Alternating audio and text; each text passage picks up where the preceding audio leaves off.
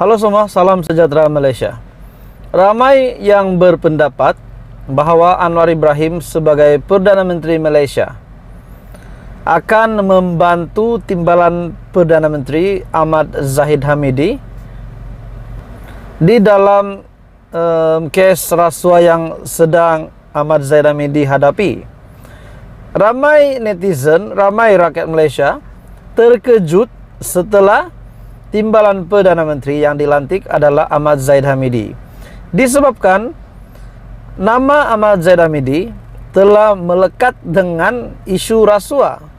Jadi ramai yang mulai bersuara, Ahmad Zahid Hamidi tak layak menjadi timbalan Perdana Menteri disebabkan masih berhadapan dengan kes rasuah, pecah amanah dan beberapa lagi.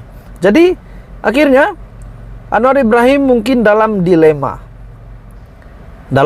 karena terpaksa. Ada yang kata spekulasi berkata bahwa Anwar Ibrahim terpaksa melantik timbalan Perdana Menteri yaitu Zahid Hamidi disebabkan Zahid Hamidi memainkan satu role ataupun satu peranan yang sangat besar di dalam pembentukan kerajaan perpaduan. Hari ini saudara-saudara, tuan-tuan dan puan-puan semua, Anwar Ibrahim akhirnya bersuara. Ini pasti mengejutkan seluruh UMNO, seluruh Barisan Nasional dan seluruh Malaysia. Anwar Ibrahim bersuara, tampil dengan kenyataan yang paling mengejutkan hari ini.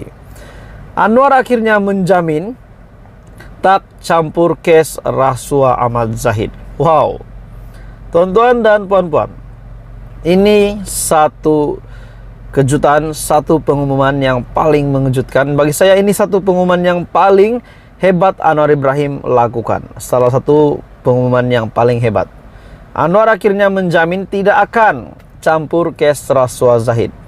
Seperti yang kita tahu, Datuk Seri Anwar Ibrahim memang tak suka rasuah, benci rasuah, tak suka jerung, buaya, pencuri duit rakyat yang menyembunyikan kekayaan di luar negara, dalam negara dan sebagainya. Pada akhirnya Anwar Ibrahim mendedahkan tidak akan mencampur kes rasuah timbalan Perdana Menteri. Oke, sebelum saya meneruskan, saya meminta jasa baik Anda untuk bantu channel ini dengan menekan butang like, share kepada ramai orang supaya ramai yang tahu tentang isu hangat ini, dan tekan butang subscribe. Menurut Perdana Menteri, Datuk Seri Anwar Ibrahim memberi jaminan tidak akan mencampuri perbicaraan kes rasuah membabitkan timbalan Perdana Menteri Datuk Seri Ahmad Zahid Hamidi. Ahli Parlimen Tambun berkata, Anwar Ibrahim berkata, beliau tidak akan mengganggu proses perbicaraan kes tersebut meskipun ada persepsi bahawa beliau akan berbuat demikian. Saya boleh beri jaminan, menurut Perdana Menteri, pelantikan Ahmad Zahid sebagai timbalan Perdana Menteri tidak menjejaskan prinsip dan dasar termasuk konsep Malaysia Madani yang saya perjuangkan, katanya semasa waktu pertanyaan menteri di Dewan Rakyat pada Selasa. Oke, saudara-saudara semua, ini menjawab pertanyaan, menjawab tuduhan, tomahan kepada Perdana Menteri bahawa beliau akan membantu Zahid Hamidi di dalam perbicaraan kes mahkamah Ahmad Zahid Hamidi.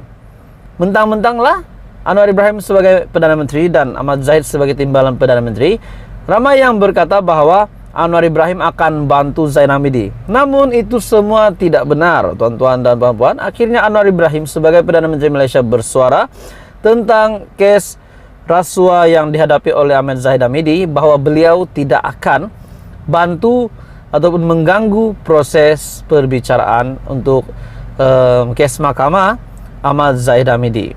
Jadi saudara-saudara semua, ini kenyataan Anwar Ibrahim bagi menjawab soalannya tambahan Ahmad Fadli Syari, PN dari Pasir Mas, yang menyuarakan kekhawatiran pelantikan anggota pentadbiran tertinggi yang terpalit kes pecah amanah akan mempengaruhi keputusan perbicaraan mahkamah. Ahmad Zahid ketika ini masih berdepan dengan perbicaraan kes rasuah, pecah amanah dan pengubahan wang haram dana Yayasan Akal Budi. Presiden UMNO juga didakwa menggunakan dana Yayasan Akal Budi untuk membuat 6 pembayaran bagi kad kredit persendirian, polisi insurans serta lesen kendaraan persendirian, kiriman uang kepada sebuah firma guaman, dan sumbangan kepada Persatuan Bola Sepak PDRM. Jadi saudara-saudara, akhirnya PN dari Pasir Mas menyuarakan kekhawatiran mereka. Akhirnya Anwar Ibrahim menjawab bahwa beliau tidak akan mengganggu proses perbicaraan kes Ahmad Zaid Hamidi. Apa komen Anda? Teruskan bersama di dalam channel ini. Jangan lupa bantu channel ini dengan menekan butang like, share, dan subscribe. Halo semua, salam sejahtera Malaysia. Saudara-saudara, tuan-tuan dan puan-puan semua, akhirnya SPRM membuat satu pendedahan yang paling mengejutkan. Satu laporan yang bagi saya akan mengejutkan seluruh Malaysia. Dan ini pasti mengecewakan pemimpin-pemimpin tertinggi Malaysia, termasuk Perdana Menteri Malaysia dan juga yang di Pertuan Agong.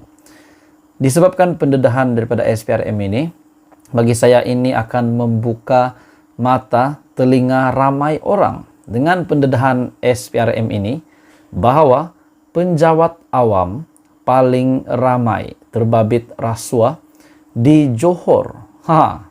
Penjawat awam paling ramai terbabit rasuah di Johor. Ini satu isu yang sangat mengejutkan. Oke, saudara-saudara, tuan-tuan dan puan-puan, sebelum saya meneruskan isu hangat hari ini, saya meminta jasa baik Anda untuk bantu channel ini dengan menekan butang like, share video ini supaya ramai yang tahu, dan tekan butang subscribe. Menurut SPRM, golongan penjawat awam, SPRM Johor, golongan penjawat awam adalah yang kumpulan yang tertinggi ditahan Suruhanjaya Pencegahan Rasuah Malaysia Johor dari tempo 2020 sehingga Desember tahun lepas. Pengarah SPRM Johor akhirnya bersuara membuat pendedahan, yaitu Datuk Azmi Alias. Beliau berkata, daripada 219 orang yang ditahan, 90 daripadanya terdiri daripada penjawat awam. Beliau juga berkata, sejumlah 75 yang ditahan adalah pekerja swasta, manakala 54 lagi orang awam. Dalam tempo yang sama, sebanyak 196 kertas siasatan berkaitan kes rasuah dibuka dengan 101 kes didakwa di mahkamah.